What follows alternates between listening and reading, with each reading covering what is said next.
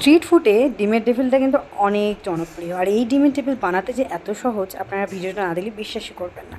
আজকে দেখাবো ডিমের টেবিল কত ইজিলি আপনারা বাড়িতে যে জিনিসগুলো আছে সেগুলো দিয়েই বানিয়ে রাখতে পারবেন।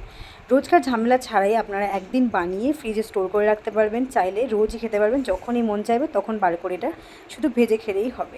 তো আজকে দেখাবো ডিমের টেবিল কত ইজিলি আপনারা বানাতে পারবেন। তো চলুন শুরু করা যাক। প্রথমে আমি এখানে 4টা আলু নিলাম ছোট মিডিয়াম সাইজের, সেইগুলোকে আমি কেটে এটা একটু সিদ্ধ বসিয়ে দেবো। ডিমের টেবিল যেহেতু বানাবো ডিমটা তো মাস্ট দিতে হবে। আমি এখানে 3টে থেকে 4টে ডিম ইউজ করব, যেহেতু আমার বাড়িতে মেম্বার 5 থেকে 6 জন, সেজন্য আমি এখানে 4টে ডিম ইউজ করছি। আপনার বাড়িতে যতজন আছে আপনারা ততটা ইউজ করবেন। আলুটা এখানে সিদ্ধ হয়ে এসেছে, এখানে আমি ডিমটা সিদ্ধ করে বসিয়ে দিলাম। আর এবারে আলুগুলো আমি খোলা শুদ্ধ ছাড়িয়ে নেব, নিয়ে এগুলোকে ভালো করে হাত দিয়ে ভালো করে ছেনে নেব। আপনারা চাইলে যে কোনো জিনিস দিয়ে ছেড়ে নিতে পারবেন। আর এই ডিমের টেবিলটা খেতে যতটা মজার, বানাতে কিন্তু অনেকটাই ইজি। আপনারা বানিয়ে স্টোর করে রেখে দেবেন, যখনই ইচ্ছা হবে যখনই মন চাইবে খেতে তখনই খাবেন। সন্ধ্যাবেলার নাস্তার জন্য কিন্তু আমরা প্রায় বাইরে থেকে কিনে কিনে খেয়ে থাকি, আর এই ডিমের টেবিলটা বাইরে থেকে কিনে খেতে কিন্তু অনেক মজা লাগে, কিন্তু বাড়িতে আজকে বানিয়ে দেখবেন এটা কতটা ইজি রেসিপি। আমি ছেনে সাইড করে রেখে দিলাম। এবার একটা প্যানের মধ্যে অল্প করে রিফাইন তেল নিলাম, তারপরে দিয়ে দিচ্ছি আদা রসুন বাটা। এটা কিন্তু দিলাম ফোড়নের জন্য, ফোড়ন দিলে আসলে খেতে অনেক ভালো লাগে, সেন্টটাও খুব সুন্দর আসে। তারপরে দিলাম একটা কাঁচা লঙ্কা কুচি করে কাটা, দিয়ে অল্প করে একটা বড় সাইজের পেঁয়াজ আমি কেটে কুচি কুচি করে কেটে রেখে দিয়েছিলাম, সেটার মধ্যে দিয়ে দিলাম। দিয়ে এটাকে হালকা করে ভেজে নেব, যতক্ষণ না পেঁয়াজের যে রসটা আছে সেটা মরে যাচ্ছে ততক্ষণ এটা ভাজতে হবে হালকাভাবে। ডিমের টেবিল বানাতে যতটা না সোজা, খেতে কিন্তু অনেক বেশি মজার। আমাদের বাড়িতে প্রায় সবাই খেয়ে অতিরিক্ত প্রশংসা করেছে। আপনারাও অবশ্যই বাড়িতে তৈরি করে দেখবেন। এই ডিমের টেবিল বানানো কিন্তু অনেক বেশি সোজা। বাইরে থেকে কিনে খাওয়ার থেকে বাড়িতে তৈরি করে রেখে দিয়ে ফ্রিজে স্টোর করে রাখতে পারবেন, যখন মন চাইবে তখন আপনারা এটাকে বার করে খেতে পারবেন। এবারে দিয়ে দিচ্ছি পরিমাণ মতো লবণ, স্বাদ মতো লবণ আপনারা দিয়ে দেবেন যতটা পরিমাণ আপনারা লবণ খান। তারপরে দিয়ে দিলাম হলুদের গুঁড়ো, দিয়ে দিলাম অল্প করে ঝালের গুঁড়ো, অল্প ধনের গুঁড়ো।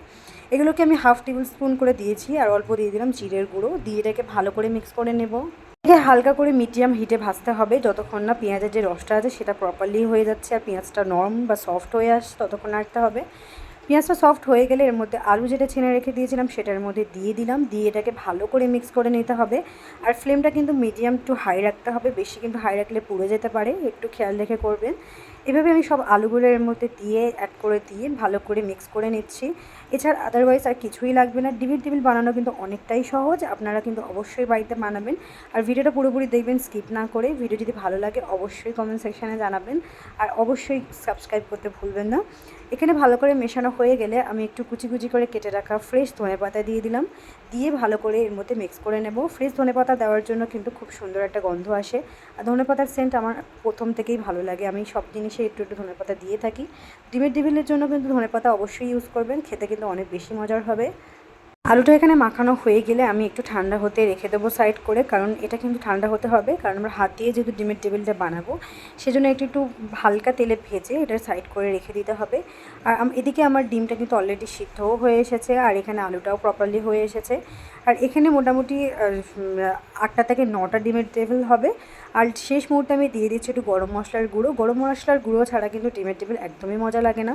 অবশ্যই গরম মশলার গুঁড়ো শেষ মুহূর্তে ইউজ করবেন, তাহলে কী হবে সেন্টটা খুবই সুন্দর আসবে, খেতে কিন্তু অনেক বেশি মজার হবে।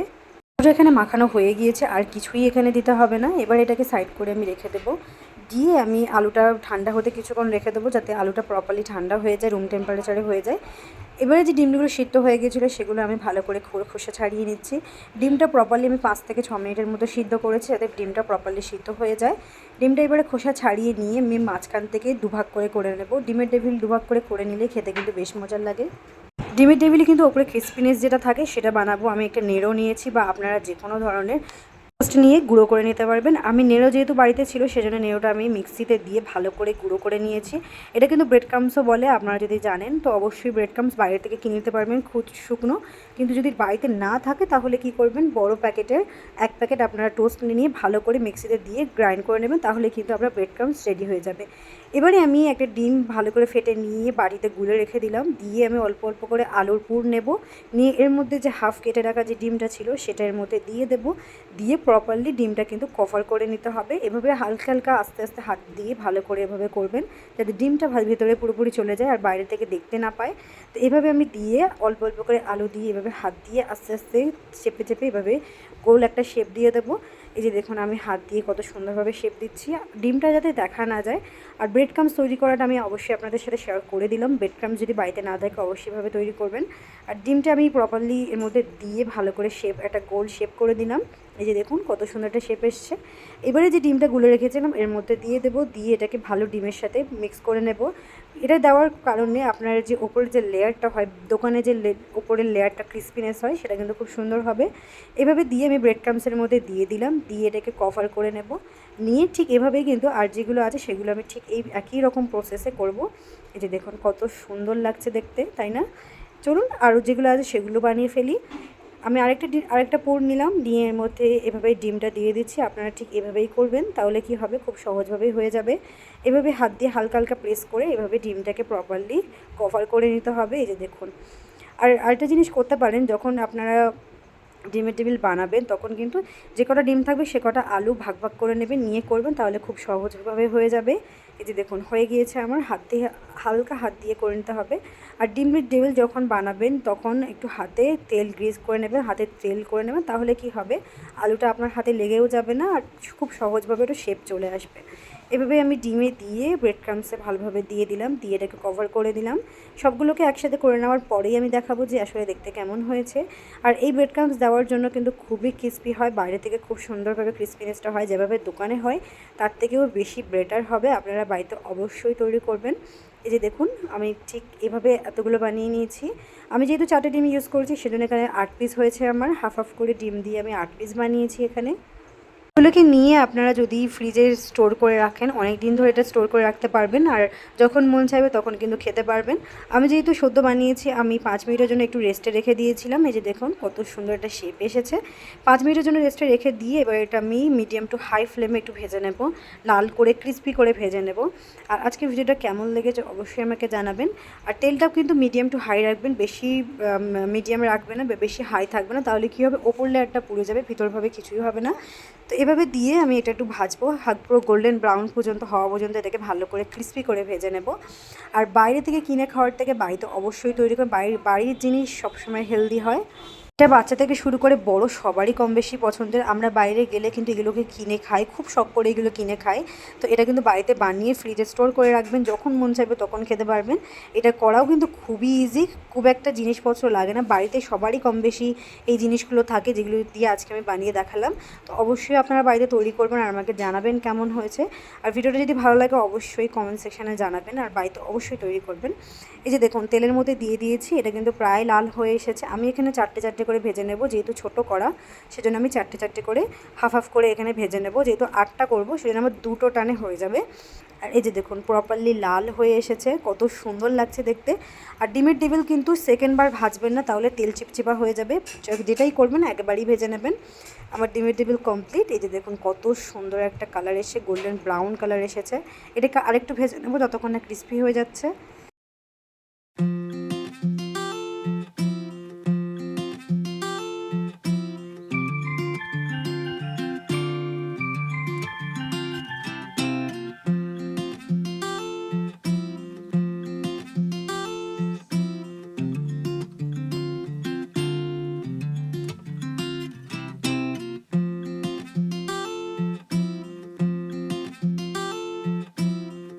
আমার প্রথম চালানে ডিমের টেবিল ভাজা হয়ে গিয়েছে, যে দেখুন কত সুন্দর একটা কালার এসছে আর খুবই ক্রিস্পি হয়েছিল, আর খেতে কিন্তু অনেক বেশি মজার হয়েছিল।